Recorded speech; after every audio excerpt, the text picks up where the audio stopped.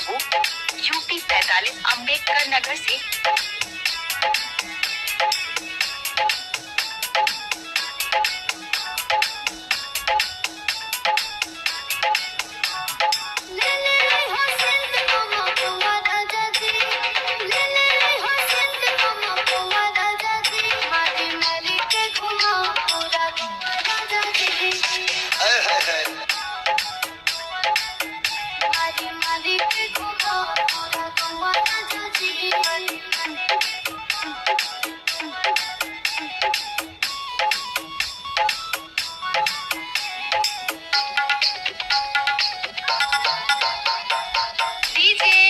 Dharmesh Babu DJ Dharmesh Babu DJ Dharmesh Babu बागुलपुर।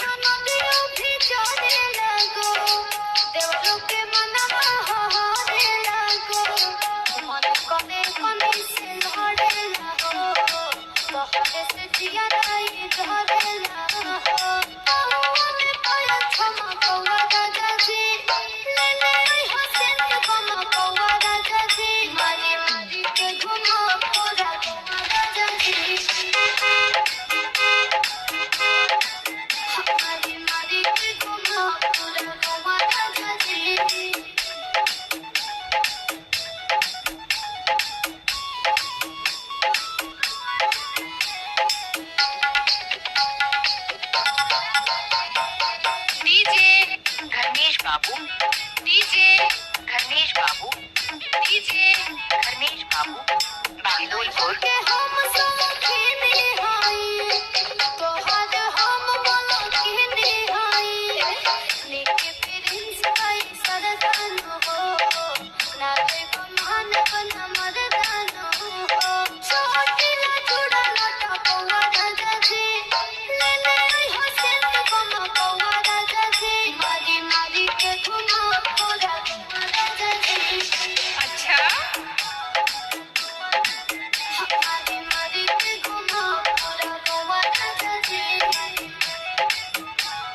Mobile number 73 98 61 62 66।